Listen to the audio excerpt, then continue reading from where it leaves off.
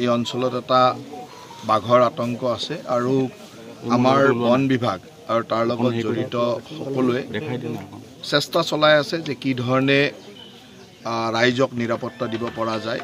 নিশ্চয়কৈ 4-5জন লোক আহত হৈছে যদিও এতিয়ালৈকে বাঘৰ সম্পূৰ্ণ ক'ত গৈ আছে কি গৈ আছে গোটেইখিনি তথ্য বন বিভাগে সুন্দৰভাৱে আহৰণ কৰিব পাৰিছে। আৰু যেহেতু এইটো যথেষ্ট ঘন বাহনী বাৰী গতিকে ইয়াত তৎক্ষণাত ভিতৰত সোমাই যায় আৰু সন্ধিয়া এটা সময়তে ওলায়।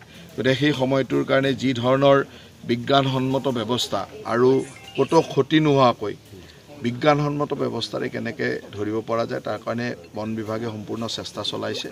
আৰু ময়ো মাননীয় মুখ্যমন্ত্ৰী ডাঙৰীয়াৰ নিৰ্দেশত ইয়ালৈ আহিলোঁ ইয়াৰ ৰাইজক আশ্বস্ত কৰিবৰ কাৰণে। আৰু বন বিভাগে লগতে বিভাগসমূহে যাতে সক্ৰিয়তাৰে কাম কৰি অতি শীঘ্ৰে ৰাইজক নিৰাপত্তাৰ কামখিনি কৰি দিব কাৰণে। এইটো খেতিৰ বতৰ গতিকে ৰাইজে খেতি বাতি কৰাৰ সময়তো কিছু অসুবিধাৰ সৃষ্টি হৈছে বা এই অঞ্চলটোৰ যিটো পৰিৱেশ সেই পৰিৱেশতো ৰাইজ অলপ হ'লেও সন্ত্ৰাসিত হৈ আছে। গতিকে সেই পৰিৱেশটো কেনেকৈ নোহোৱা কৰিব পাৰি তাৰ কাৰণে মই মাননীয় মুখ্যমন্ত্ৰী ডাঙৰীয়াৰ নিৰ্দেশত ইয়ালৈ আহি গোটেই বিভাগসমূহক বিশেষকৈ বন বিভাগৰ লোকসকলক লগ পালোঁ। আৰু য'ত যি সাহায্য লাগে তেখেতসকলক যদি এক্সট্ৰা ছাপোৰ্ট লাগে এক্সট্ৰা মেন পাৱাৰ লাগে বা কিবা বস্তুৰ প্ৰয়োজন হয় গোটেইখিনি ছাপোৰ্ট লৈ যাতে খুব সোনকালে ৰাইজক সুন্দৰভাৱে সুৰক্ষা দিয়াৰ কামটো কৰিব পাৰে সেই কামৰ কাৰণে আজি ইয়ালৈ আহিছোঁ। বন বিভাগে কি পদক্ষেপ গ্ৰহণ কৰিছে? বন বিভাগে ইতিমধ্যে মাচাং বনোৱা বা নেটিং কৰা বা তেনেকুৱা ধৰণে কেমেৰা ইত্যাদি লগাইছে। গোটেই ব্যৱস্থাটো বন বিভাগে সম্পূৰ্ণভাৱে কৰি আছে। আৰু কিন্তু এইটো যিটো যথেষ্ট ঘন বাহনী বাৰী গতিকে তৎক্ষণাত ভিতৰলৈ সোমাই যায় আৰু দিনৰ ভাগত বাঘ সাধাৰণতে নোলায়, সন্ধিয়া এটা টাইমতে ওলায়। গতিকে ড্ৰোন পিকচাৰেদিও লৈছে আৰু তেখেতসকলে পূৰা নিৰীক্ষণত ৰাখিছে। মই ভাবোঁ যে খুব সোনকালে বন বিভাগে নিজৰ কামখিনি কৰিব। আপুনি বন বিভাগৰ সৈতে আলোচনা কৰিছে অতিৰিক্ত কোনো নিৰাপত্তাৰক্ষী বা তেনেকুৱা প্ৰয়োজন আছে বুলি বন বিভাগৰ আমাৰ MK যাদৱ ডাঙৰীয়া মোৰ লগত আহিছে আৰু ইয়াত থকা যিসকল বন বিভাগৰ ব্যক্তি আছে তেখেতসকলৰ লগত আমি আলোচনা কৰিলোঁ। আৰু অতিৰিক্ত মানুহৰ যদি প্ৰয়োজন আছে তেখেতসকলক কোৱা হৈছে বিভিন্ন ওচৰৰ ডিভিজন আছে তাৰ পৰা লৈ আহিব।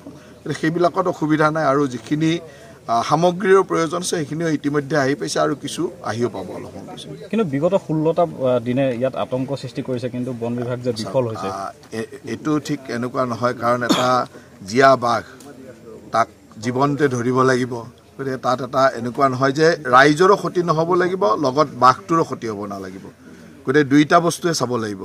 আৰু আমাৰ কাৰণে এটা বনাঞ্চলৰ আপুৰুগীয়া সম্পদ।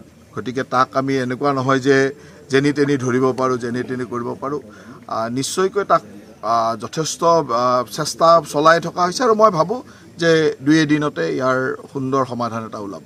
যিকেইজন লোকে আঘাতপ্ৰাপ্ত হৈছে তেওঁলোকে চৰকাৰী চিকিৎসাৰতো কোনো অসুবিধা হোৱা নাই। চিকিৎসা সুন্দৰভাৱে হৈছে আৰু তেনেকুৱা আঘাতপ্ৰাপ্ত মানে এনেকুৱা নহয় যে আমাৰ এজনটো আমাৰ ষ্টাফৰ ফৰেষ্টৰে মানুহ আৰু আমাৰ সেইখিনি চিকিৎসাৰ ক্ষেত্ৰত কোনো অসুবিধা নাই।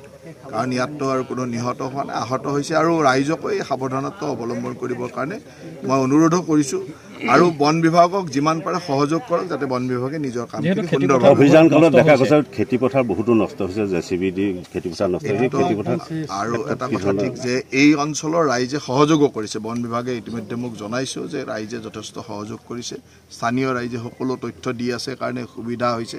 কিন্তু এই অঞ্চলটো এনেকুৱা যে যথেষ্ট সংখ্যক গাহৰি বা বনৰীয়া গাহৰি আছে, খোৱা খাদ্য পাইছে, লগত খোৱা পানীৰ কোনো অসুবিধা নাই। গতিকে বাঘটো জীয়াই থাকিবৰ কাৰণে কোনো অসুবিধা নোহোৱা এটা সুন্দৰ পৰিৱেশ এটা পাইছে আৰু সেইকাৰণেই হয়তো এই ধৰণে একেটা ঠাইতে বাঘটো আছে। গতিকে মই ভাবোঁ যে বন বিভাগে যিখিনি তথ্য মোক দিছে সেই তথ্যৰ পৰা মোৰ বিশ্বাস আছে যে খুব কম দিনৰ ভিতৰতে এদিন দুদিনৰ ভিতৰতে এটা সমাধানলৈ আনিব পাৰিব।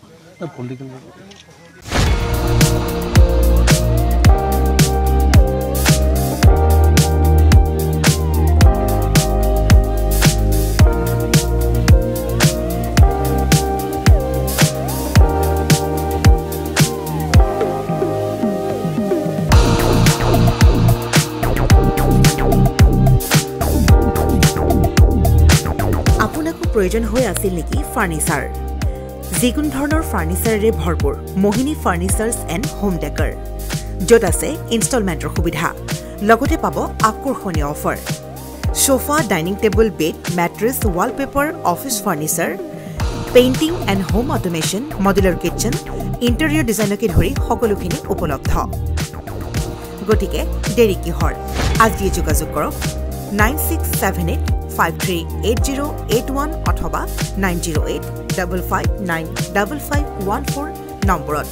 ঠিকনা VIP road, magazine, opposite royal palace, বিভাগ ভৱন, গুৱাহাটী।